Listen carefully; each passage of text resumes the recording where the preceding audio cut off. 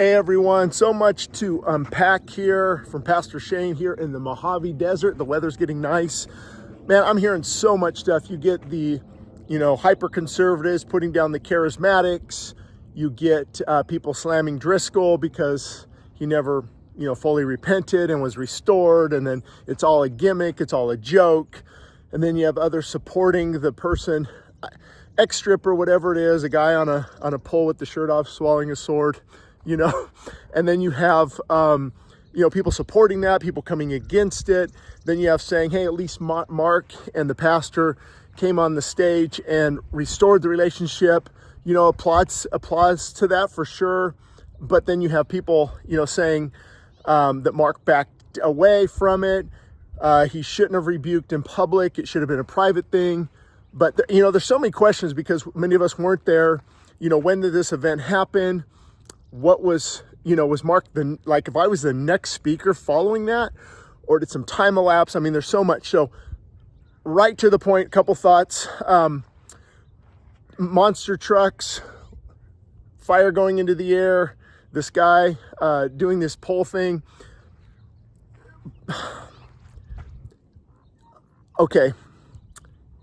The church has really drifted from what it means to seek the power and presence of God. I'm just going to shoot people straight. I know I'm going to offend people, but that should never be allowed at a men's conference. The reason we have to resort to these things often, now these things might be cool. Monster truck. Hey, I love jacked up trucks when I was younger, big block engines.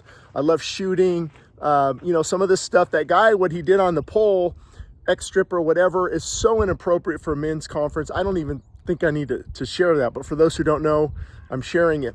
Now, that's great for America's Got Talent, but at a men's conference where our nation desperately needs to seek the heart of God, we need to be broken and fasting and repenting. All this, I know some Senator Josh Hawley was on my podcast with me late in 2023, and Craig Rochelle, I followed, and so it's just hard to unpack all this because I think sometimes we're invited to these things and, hey, it sounds good, I can make a difference, but then what they're doing I don't really agree with, but I've got thousands of men out there I need to minister to. So I think I'm glad, in a nutshell, I'm glad Mark and the pastor, Lindell, were able to talk and work things out. My biggest question is, why was this even allowed in the first place? And why hasn't this pastor or those in charge of the event said, man, we really missed it. We need to get back to praying and fasting and seeking the heart of God. We need to get back to, the old truths. And when revival came to a nation, to a place, to an island, New Hebrides, Duncan Campbell, Evan Roberts, the First Great Awakening, Hal Harris, Griffin Jones, Daniel Rowlands, and the Welsh revivals, the revivals of Scotland, and what our nation desperately needs right now. People came because they were drawn by the power and presence of Christ, not gimmicks and games and showboating and promotional material and things like that.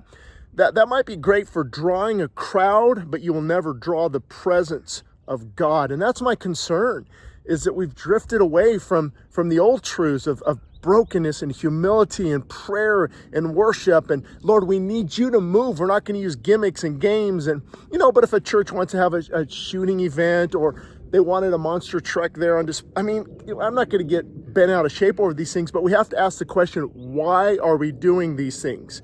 Because if we're not careful, we might find ourselves in the same spot as Samson. He knew not that the spirit had departed.